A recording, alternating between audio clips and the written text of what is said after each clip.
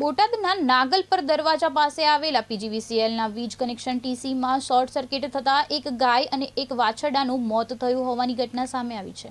પ્રાથમિક માહિતી મુજબ ટીસી ફરતે સુરક્ષા માટેનું તાર ફેન્સિંગ ન હોવાના કારણે આ દુર્ઘટના બની હોવાનું સ્થાનિકોનો આક્ષેપ છે। ઘટનાને પગલે જીવદયા પ્રેમીઓ, ગૌરક્ષક સમિતિઓ અને સ્થાનિકોમાં રોષ જોવા મળી રહ્યો છે। નાગરિકોએ શહેરના તમામ વીજ કનેક્શન ટીસીની સુરક્ષા વ્યવસ્થા મજબૂત બનાવી તાત્કાલિક ફેન્સિંગ કરાવવાની માંગ ઉઠાવી છે। હું ગૌરક્ષક સમિતિના ગુજરાત પ્રદેશ સંગઠન મંત્રી રાજ્યના ઉપાધ્યક્ષ તરીકે માનવ સેવા આપનું સામતભાઈ જેબલિયા બોટાદ। સામતભાઈ, આજે શોર્ટ સર્કિટના કારણે એક ગાય અને વાછરડીનું મૃત્યુ થયું છે, શું છે?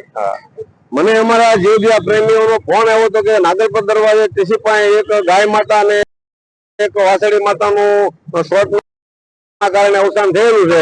તમે જીવદયા પ્રેમીઓ સંતો મંતો સાથે આ સ્થળની મુલાકાતે આવ્યા, ત્યાં જોતા તે અમને આ જીવબી વાળાની ઘોર બેદરકારી જોવામાં આવેલ છે। કારણ કે જે આ ટીસી ફરતી કોઈ આદેશ નથી અને બાજુમાં એક બસ સ્ટેન્ડ છે, ક્યાંય પણ માણસો આવતા જતા હોય, કદાચ ત્યાં એમને પણ શોર્ટ સર્કિટ થવાની શક્યતા હોય અને નીચે પણ કચરાના ઢગલા છે। નગરપાલિકા દ્વારા એની પણ આ લોકો ઘોર બેદરકારી દેખાવામાં આવે છે।